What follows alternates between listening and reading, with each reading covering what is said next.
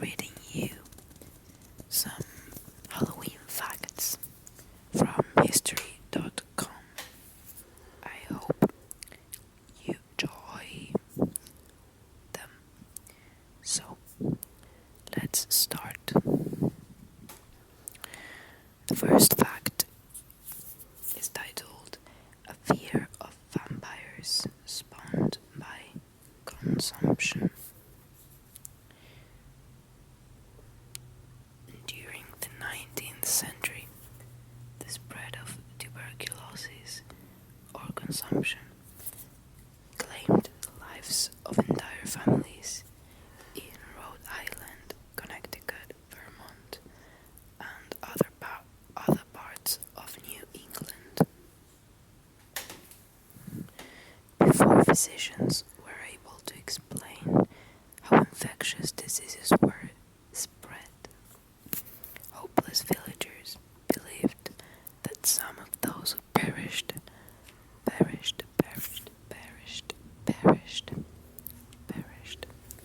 from consumption preyed upon their living family members.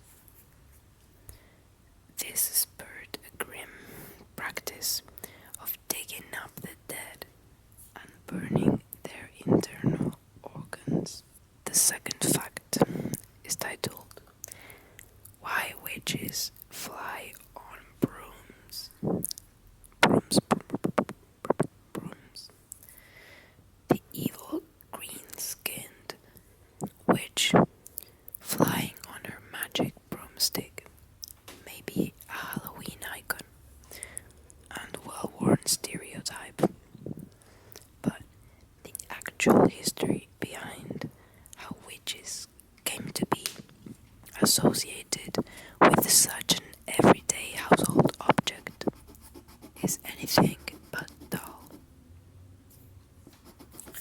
The earliest known image of witches on brooms dates to 1451, when two illustrations appeared in the French poet Martin Lefran's manuscript, Le Champion des Dames. I'm sorry, I don't know French, and that meant the defender of ladies. The association between witches and brooms may have roots in a pagan fertility ritual in which rural farmers would leap and dance astride poles, pitchforks, or brooms in the light of the full moon to encourage the growth of their crops. This broomstick dance became confused with common accounts of witches flying through the night on their way to orgies and other illicit meetings. Very interesting, if I may say so. The next fact is why haunted houses opened during the Great Depression. In the period leading up to the Great Depression, Halloween had become a time when young men could blow off steam and cause mischief. Sometimes they went too far. In 1933, parents were outraged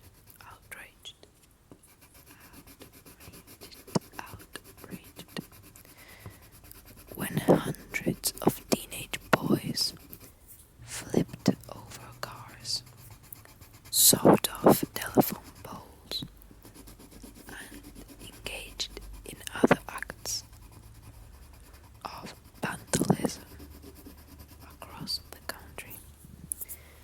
People began to refer to that year's holidays as Black Halloween, similarly to the way they referred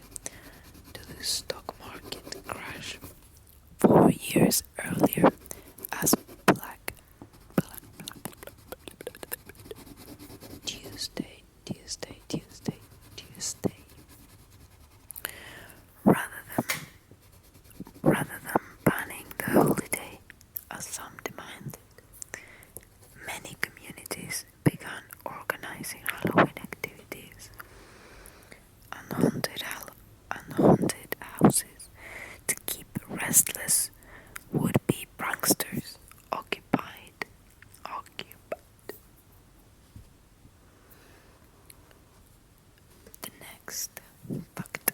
Halloween fact. Halloween fact is titled Jack-o'-lanterns and the legend of Stinky Jack, an Irish myth about a man nicknamed Stinky Jack. Stinky Jack is believed to have led to the tradition of carving scary faces into courts. According to the legend, Jack tricks the devil into paying for his drink and then traps him in the form of a coin. The devil eventually takes revenge, and Stinky Jack ends up roaming Earth for eternity without a place in heaven or hell. Jack does, however, have a lighted coal which he places inside a carved turnip, creating the original Jack-o'-lantern. Lantern. Very, very interesting. Let's continue. Next fact is Abraham Lincoln's ghost in the White House. So, it says here that for years, presidents, first ladies, guests, and members of the White House staff have claimed to have either seen Abraham Lincoln or felt his presence. Grace Coolidge, wife of Calvin Coolidge, 30th president, was the first person to report having seen the ghost of Abraham Lincoln. She said, "He stood at the window of the Oval Office, hands clasped behind his back, gazing out over the Potomac, perhaps still seeing the bloody battlefields beyond." I had never heard about that. The next fact is spirit photography claims to capture ghosts on film. In the post-Civil War era, when many Americans were reeling from loss, a photographer named William Mumler claimed to capture ghosts on film. While taking self-portraits for practice, one of Mumler's prints came back with an unexplainable aberration. Although he was quite alone in the room, as he said, when the shot was taken, there appeared to be a figure at his side, a girl who was made of light. Mumler showed the photo to his spiritualist friend, who told him the girl in the image was almost certainly a ghost. Mumler then began a swift business in so-called spirit photography.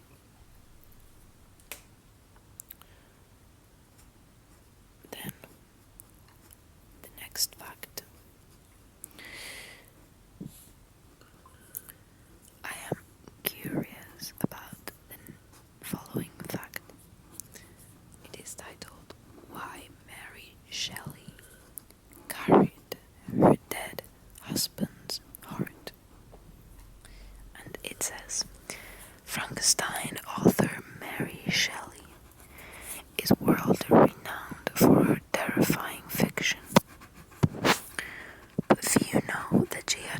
dark secret of her own.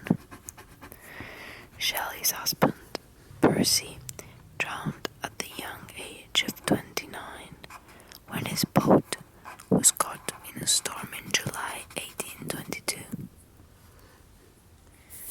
Percy's body and those of his fellow sailors were found 10 days later. Percy Shelley and the others were cremated. But, Shelley's heart did not burn. Perhaps due to a bout of tuberculosis earlier in his life. Mary Shelley eventually took ownership of her late husband's heart and is said to have carried it around in a silk bag. Silk is a good trigger word. Silk. Kind of weird if you ask me, but good to know. Irving writes the legend of Sleepy Hollow after fleeing yellow fever. Washington Irving's 1820 tale of a headless horseman who terrorizes the real-life village of Sleepy Hollow is considered one of America's first ghost stories and one of its scariest. Irving may have drawn inspiration for his story while a teenager in Tarrytown, New York. He moved to the area in 1798 to flee a yellow fever outbreak in New York City. Irving's story takes place in the New York village of Sleepy Hollow. Sleepy Hollow. A lanky newcomer and schoolmaster Ichabod Crane is chased by a headless horseman. In the tale, Irving weaves together actual locations and family names and a little bit of Revolutionary War history with pure imagination and fantasy. And the last fact is titled Horror Movies Inspired by Real Stories. On November the 13th, 1974, 23-year-old Ronald Butch DeFeo Jr. murdered his entire family in their sleep.